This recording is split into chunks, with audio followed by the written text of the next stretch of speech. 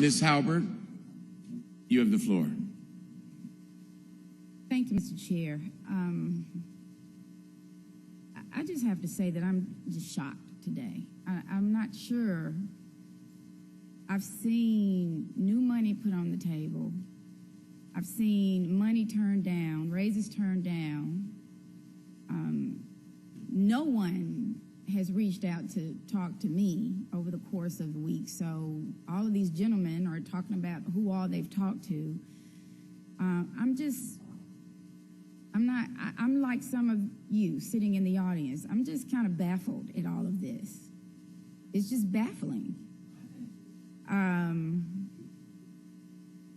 I've read the emails, specifically from some citizens. I've read emails. But to hear, Councilman Crone, you talked about the $5 million net funds for police, which sounded rather enticing, but then it was withdrawn at the request of the police. I'm not sure if the individual groups in here know what we individually want. Because we put things on the table, then we decide we don't want it or we want to change it. So it's just been, this budget session has been very different from most of the rest for 7 years. It's just been very different for me.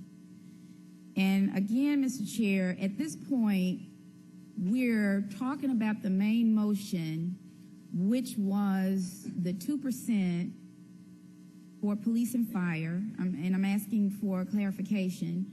2% for police and fire, 1% raise for all others. That is the motion that's actually on the table now? Correct.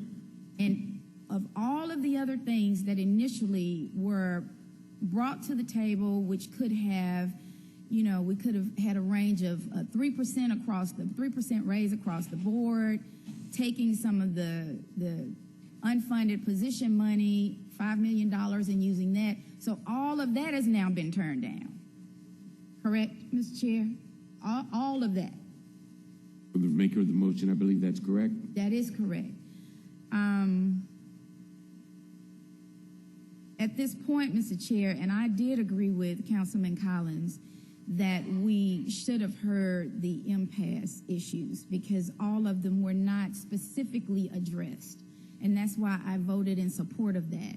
We couldn't even get that passed by this council. And so I'm sure you all are just like me. You see what's happening here. I mean, there are votes that are somewhere and votes that are nowhere else. That's it. I mean, that's the bottom line.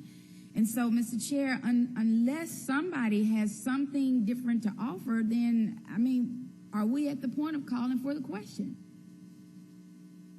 Call for the question, Mr. Chair. I have 2 people in the queue. Okay. And without objection, we will hear from the 2 people in the queue. Mr. Chair. Then we will call for the question. Without objection? All right, 2 people in the queue. Thank you.